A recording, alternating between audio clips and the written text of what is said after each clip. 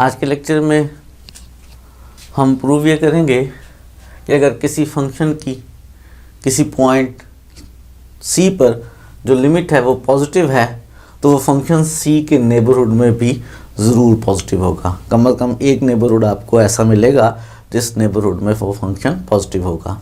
इसी तरह से अगर किसी फंक्शन की लिमिट नेगेटिव है तो आपको उस पॉइंट c का एक नेबरहुड ऐसा मिलेगा जिसमें वो फंक्शन भी ज़रूर नेगेटिव होगा। इसके अलावा एक और रिजल्ट भी प्रूव करेंगे और उसकी मदद से हम limit x approaches to 0 x into sine 1/x की लिमिट सॉल्व करेंगे। स्टार्ट करते हैं आज का लेक्चर।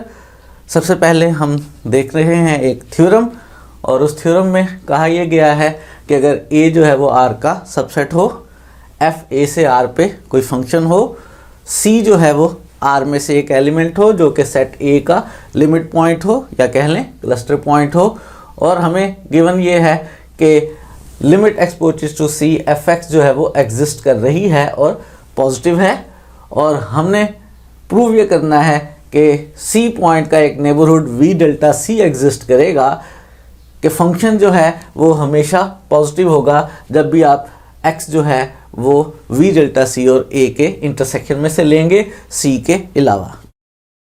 इसी तरह से इसका दूसरा वर्जन भी है कि अगर हमारे पास फंक्शन की limit x approaches to c जो है वो नेगेटिव है तो भी आपको एक नेबरहुड v डेल्टा c मिलेगा पॉइंट c का कि जिसके ऊपर फंक्शन नेगेटिव होगा। तो बेसिकली दो रिजल्ट्स हमने प्रूव करने हैं।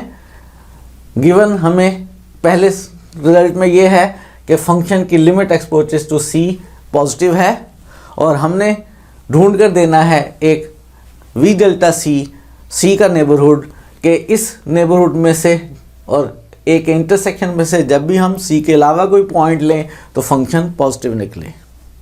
और जो दूसरा रिजल्ट है उसमें हमें गिवन ये है कि फंक्शन की limit x approaches to c fx का आंसर नेगेटिव है, और फिर हमने ढूंढना है एक नेबरहुड c का v डेल्टा c कि जब भी हम c के अलावा वो पॉइंट्स लें जो डोमेन में हो और c के नेबरहुड में हो उनके लिए फंक्शन नेगेटिव है। एक तो हमें फंक्शन की लिमिट का इस्तेमाल करना है और हमें याद करना है कि किसी पॉइंट c का नेबरहुड क्या होता है। लिमिट याद कर लेते हैं।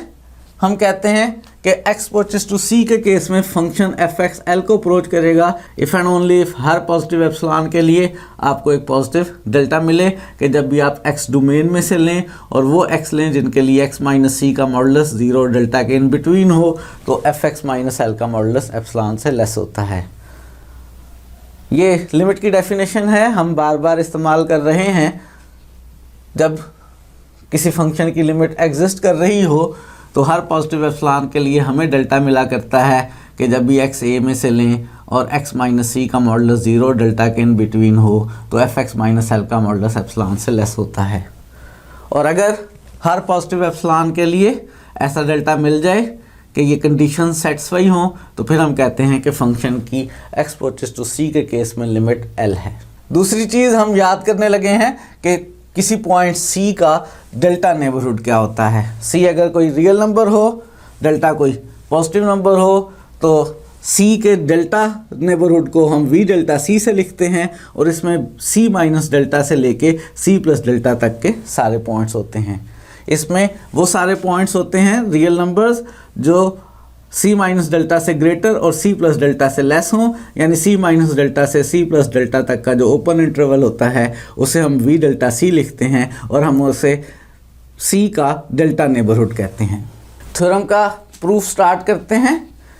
जो हमें दो चीज़ें प्रूव करनी है उनमें से पहली बात कर लेते हैं कि हमें गिवन ये है कि limit x approaches to c fx positive है और हमें ढूंढना है एक v डेल्टा c का नेबरहुड कि जब भी हम x डोमेन और v डेल्टा c में से लें c के अलावा तो उन x के लिए fx पॉजिटिव हो। ये जो v डेल्टा c नेबरहुड हमने ढूंढना है इसके लिए हम इस लिमिट की एग्जिस्टेंस का इस्तेमाल करेंगे। सपोज कर लेते हैं कि limit x approaches to c fx का आंसर l है। अगर इसकी लिमिट का आंसर l है तो हर पॉजिटिव एप्सिलॉन के लिए हमें एक डेल्टा मिलेगा कि जब भी हम x डोमेन में से लेंगे और वो x लेंगे जिनके लिए x माइनस सी का मॉडुलस 0 डेल्टा के इन बिटवीन हो, तो एफ एक्स माइनस एल का मॉडुलस एप्सिलॉन से लेस आएगा। ये कंडीशन हर पॉजिटिव एप्सिलॉन के लिए होल्ड कर रही है।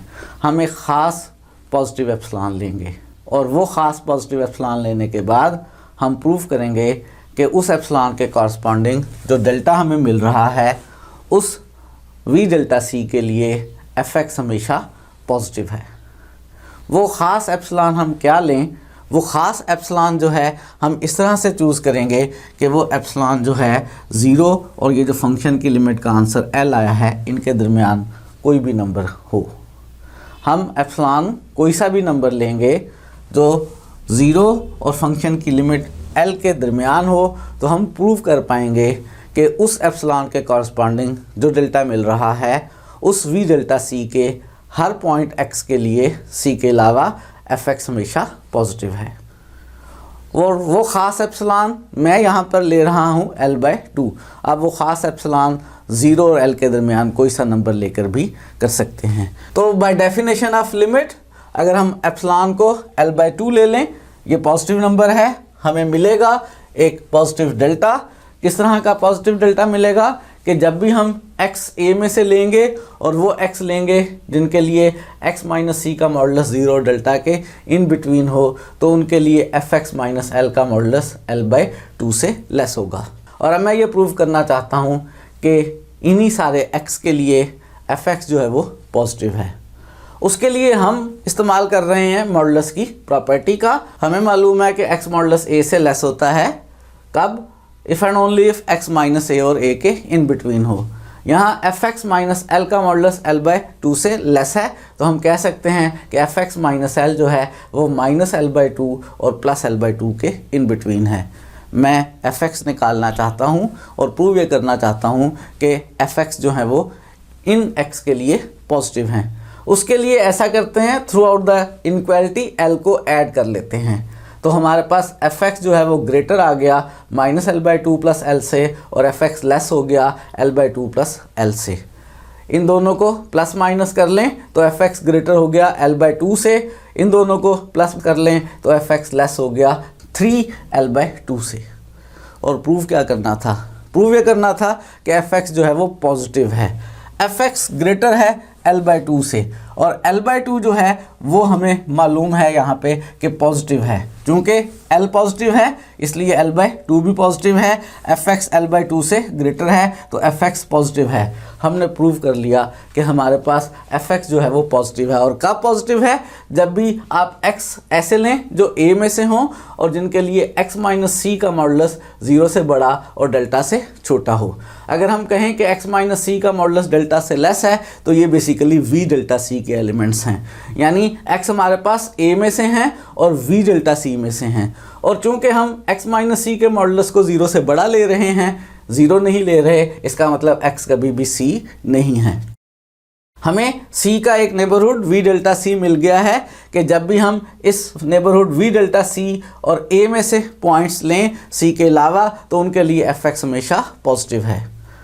और आइंदा के लिए याद भी रखना है कि जब भी हमारे पास किसी फंक्शन की लिमिट का आंसर पॉजिटिव हो तो आपको x अपोजिट टू c के केस में c का एक नेबरहुड ज़रूर मिलेगा जिस नेबरहुड में फंक्शन पॉजिटिव होगा। हो सकता है नेबरहुड के हर पॉइंट पे पॉजिटिव ना हो, अलबत्ता उन पॉइंट्स पे पॉजिटिव होगा जो साथ में डोमेन में भी शामिल हों और जो c के अलावा हों। और अब हम दूसरे रिजल्ट की तरफ बढ़ते हैं। दूसरा हमने प्रूव ये करना है कि अगर limit x opposite to c F X का आंसर नेगेटिव है तो आपको c का एक नेबरहुड मिलेगा जिसमें v डेल्टा c जो है वो नेगेटिव होगा। प्रोसेस वही है, उसी तरीके को अडॉप्ट करने लगे हैं। सपोज कर लेते हैं कि फंक्शन की लिमिट का आंसर माइनस एल है। क्योंकि वो कह रहा है लिमिट का आंसर नेगेटिव है, तो मैंने limit x opposite to c F X को माइनस एल के इक्वल ले लिया है। आंसर नेगेटिव है तो इसका मतलब है ये l पॉजिटिव है, ये माइनस एल से नेगेटिव बन जाएगा, l हमारा यहाँ पॉजिटिव है। और चूंकि limit x opposite to c F X का आंसर मौजूद है, तो लिमिट की डेफिनेशन के मुताबिक हर पॉजिटिव एप्सिलॉन के लिए हमें एक डेल्टा मिलेगा। और मैं यहाँ पे वो पॉजिटिव एप्सिलॉन ख़ास तरह का ले रहा हूँ। वो पॉजिटिव एप्सिलॉन मैं यहाँ पे L/2 ले रहा हूँ।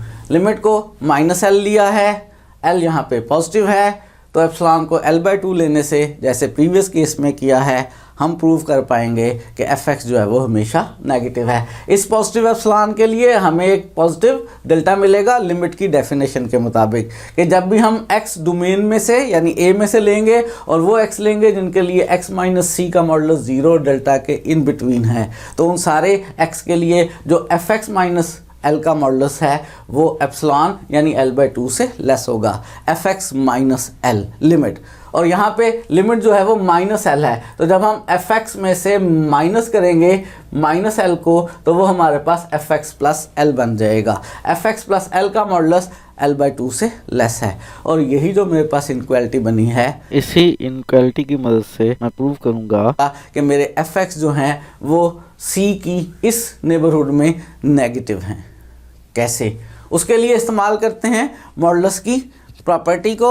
हमें मालूम है कि x का मॉडुलस a से लेस होगा if and only if x minus a और a के इन बिटवीन हो। fx प्लस L का मॉडुलस L/2 से लेस है, इसका मतलब है fx प्लस L जो है वो -L/2 और L/2 के इन बिटवीन है।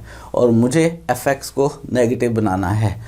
fx की वैल्यूज़ निकालने के लिए through out the inequality L को माइनस कर लेते हैं। लेफ्ट साइड पे -L/2 -L हो जाएगा, मिड में -L करने पे L कैंसिल हो जाएगा, fx रह जाएगा, राइट साइड पे L/2 -L आ जाएगा। मेरे पास जो fx है वो इस वक्त -3L/2 और -L/2 के दरमियान बन रहा है।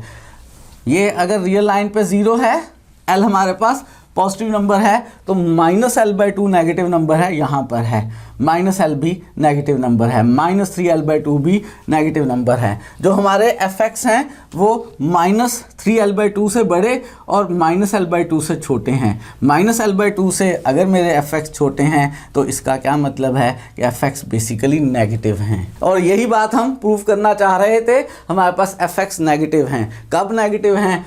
उस वक्त नेगेटिव हैं जब x a में से हों, जिनके लिए x माइनस c का मॉडुलस डेल्टा से लेस और c से बड़ा हो, और x माइनस c का मॉडुलस डेल्टा से लेस होने का मतलब है वो v डेल्टा c में हो। तो वो सारे x जो a intersection v delta c में हो, और x माइनस c का मॉडुलस 0 से बड़ा होने का मतलब है कि वो x c ना हो। हमने c का एक नेबरहुड v डेल्टा c जो है वो ढूंढ लिया है। इस नेबरहुड के और a के इंटरसेक्शन में जितने भी पॉइंट्स x हैं c के अलावा वाले, उन सारे पॉइंट्स के ऊपर फंक्शन नेगेटिव है। आइंदा से याद रखना है कि जब भी किसी फंक्शन की लिमिट नेगेटिव हो तो आपको c का एक ऐसा नेबरहुड मिल जाएगा कि a और c के नेबरहुड के इंटरसेक्शन में c के अलावा जितने भी पॉइंट्स होंगे उन सब पे फंक्शन का आंसर नेगेटिव होगा। और एक एक्सरसाइज करने लगे हैं। इस एक्सरसाइज में a हमें r का सबसेट गिवन है, f और g दो फंक्शंस हैं जो a से r पर डिफाइन है, c जो है वो a का एक क्लस्टर पॉइंट है या कह लें लिमिट पॉइंट है। सपोज कर रहे हैं हम कि f जो है वो c के नेबरहुड में बाउंडेड है। f हमारे पास बाउंडेड फंक्शन है c के नेबरहुड में, और g की लिमिट एक्सपोजेस टू c का आंसर 0 है। दो फंक्शंस हैं f और g, दोनों a पर डिफाइन हैं। c a का एक लिमिट पॉइंट है। c के नेबरहुड में हमें गिवन ये है कि जो फंक्शन f है वो बाउंडेड है और एक्सपोजेस टू c gx का आंसर 0 है। तो हमने प्रूव ये करना है कि ऐसी सूरत में जो f इंटू g फंक्शन है, यानी दोनों फंक्शंस का जो प्रोडक्ट वाला फंक्शन है, उसकी लिमिट का आंसर 0 होगा। f की लिमिट एग्जिस्ट कर रही है या नहीं कर रही हमें नहीं गिवन। हमें ये गिवन है कि f जो है वो c के नेबरहुड में बाउंडेड है, और हमें ये गिवन है कि g की लिमिट का आंसर 0 है। ऐसी सूरत में दोनों फंक्शंस के प्रोडक्ट से जो फंक्शन बनेगा उसकी लिमिट का आंसर 0 होगा। ये हमने प्रूफ करना है। आपको याद होगा जो हमने लिमिट्स के प्रोडक्ट वाला थ्योरम किया था, उसमें हमने कहा ये था कि प्रोडक्ट की लिमिट को अलग अलग कर सकते हैं उस वक्त जब दोनों की लिमिट एग्जिस्ट कर रही हो। यहाँ पे हमारे पास एक फंक्शन g की लिमिट एग्जिस्ट कर रही है, उसका आंसर 0 है।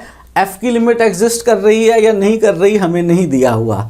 ये दिया हुआ है कि f जो है वो c के नेबरहुड में बाउंडेड है, और प्रूव हमने ये करना है कि प्रोडक्ट की लिमिट का आंसर 0 होगा। आपने ये नहीं सोचना कि इस प्रोडक्ट की लिमिट को हल करते वक्त हम करेंगे क्या, हम ये कर लेंगे कि जी fx इंटू जी एक्स की लिमिट आप सॉल्व कर रहे हैं तो आप लिख लें कि जी ये इक्वल है limit x approaches to c fx के और limit x approaches to c gx के, और फिर हम ये सोचें कि जी चूँकि limit x approaches to c gx का आंसर 0 है तो यहाँ 0 लिखें, और limit x approaches to c का आंसर हमें नहीं पता इस वक्त क्या है, लेकिन ओवरऑल कह दें कि 0 into this is equal to 0। ऐसा हम नहीं कर सकते हैं, ऐसा हम सिर्फ उस वक्त कर सकते हैं जब हमें f की लिमिट भी मालूम हो।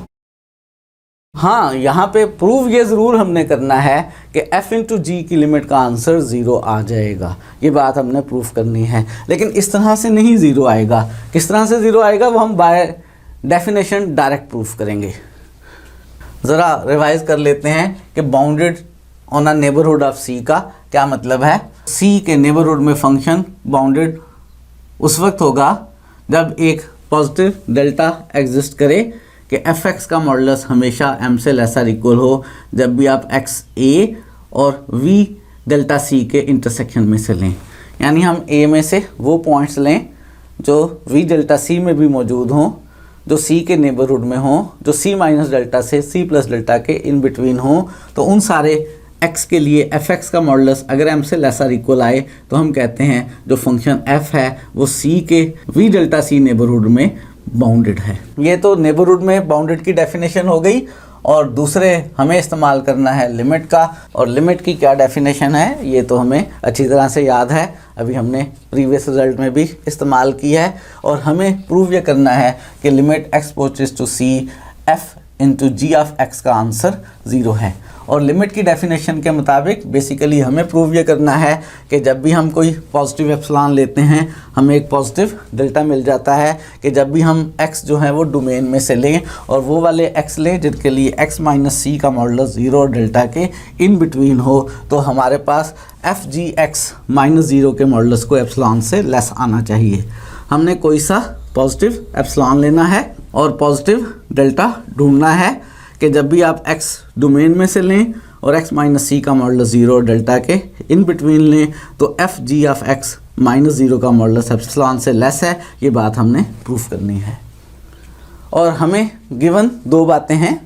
एक बात हमें ये गिवन है कि limit x approaches to c g of x का आंसर 0 है, और एक बात हमें ये गिवन है कि f जो है वो c के नेबरहुड में बाउंडेड है। हम सबसे पहला काम ये करते हैं कि f के बाउंडेड होने का इस्तेमाल करते हैं।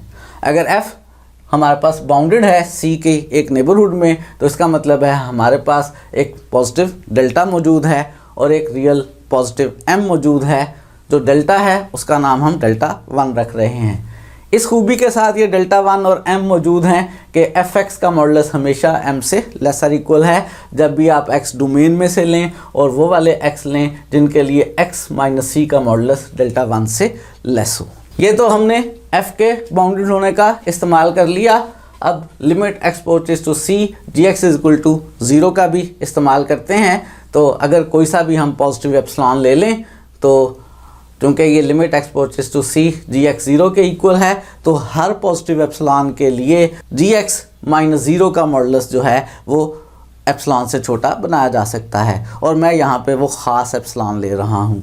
ये हमने कोई सा आर्बिट्रेरी एप्सिलॉन चूज़ किया और लिमिट में जिस एप्सिलॉन का इस्तेमाल करने लगा हूँ वो मैं एप्सिलॉन ओवर m ले रहा हूँ, जहाँ पे m ये वाला नंबर है जिससे फंक्शन c के नेबरहुड में बाउंड हो रहा है। तो इस पॉजिटिव एप्सिलॉन ओवर m के लिए हमें मिलेगा एक पॉजिटिव डेल्टा। उस डेल्टा का नाम डेल्टा 2 रख रहे हैं। किस खूबी के साथ मिलेगा? इस खूबी के साथ मिलेगा कि जब भी x डोमेन में से लेंगे और x माइनस c का मॉडुलस 0 से बड़ा और डेल्टा 2 से छोटा लेंगे तो हमारे पास gx माइनस 0 का मॉडुलस एप्सिलॉन ओवर m से लेस आएगा। gx माइनस 0 का मॉडुलस जो है उसे हम सिंपली gx का मॉडुलस लिख सकते हैं।